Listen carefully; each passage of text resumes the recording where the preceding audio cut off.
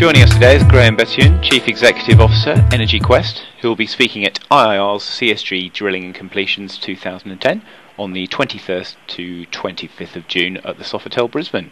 Hello Graeme, thanks for joining us. Hi there, James. Firstly, can you provide a brief overview of the current state of the CSG industry in Australia?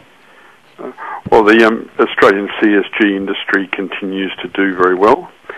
Production continues to grow very quickly. In 2009 it was about 180 petajoules, mostly from Queensland. And over the next couple of years we'd expect it to get well into the 200s, probably getting up towards 250. There are four major LNG proposals all heading to final investment decisions. And also in the last few weeks we've had the Shell and PetroChina bid for Arrow Energy, so there's a lot happening in the sector.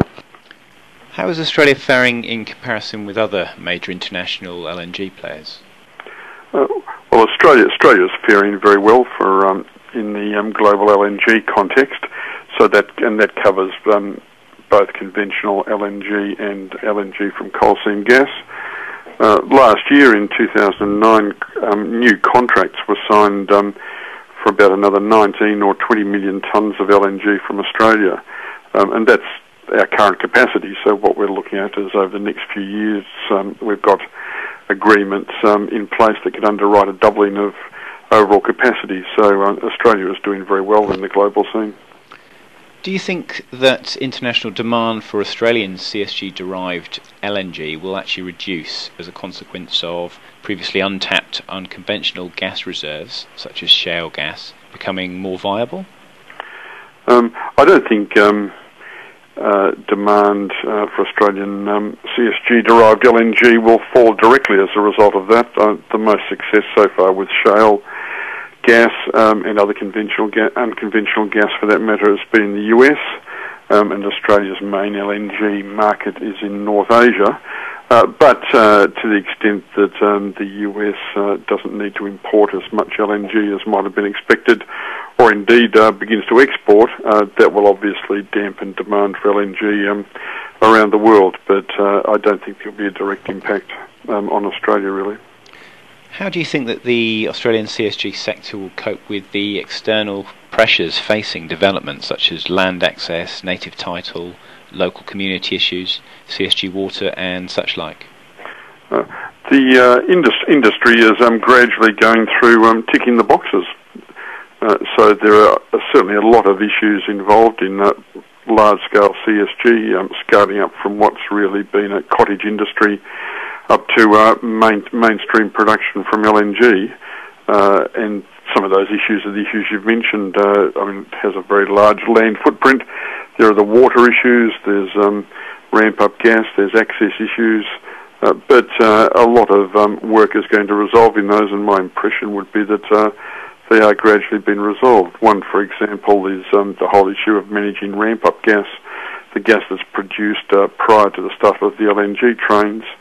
Going back a year or so, that was seen as a huge challenge, but we're seeing the companies coming forward with a whole lot of innovative ways of managing that now. You're speaking at IIR's CSG Drilling and Completions Conference on the 23rd to 25th of June in Brisbane. What will you be addressing in your presentation? At the conference I'll be giving a wrap-up on the current state of play. We have a major report on the industry, Australian Coal Seam Gas 2010 CSG meets LNG, and we've just updated that in the light of all the latest developments, such as the bid for Arrow Energy and also the Henry Review measures that are going to be implemented. So I'll give an overview based on that, and part of that's how CSG LNG fits into the global LNG industry.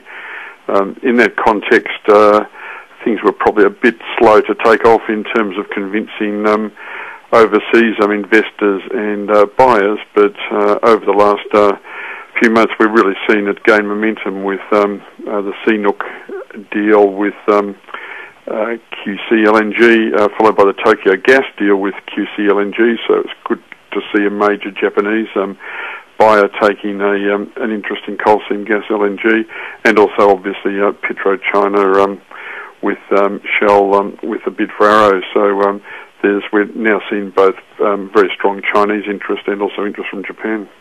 And finally, how important do you think events like this are for the industry? I think conferences like this are important. They're a good way of spreading information, and also very, very important for networking. And drilling and completions is a very important aspect of coal seam gas, just because there are of the hundreds of wells that need to be drilled, and also the different types of completion technology used are critical for production performance. So really, this is talking about some of the fundamentals for the industry as the industry scales up. Graeme, thanks very much for your time. Pleasure.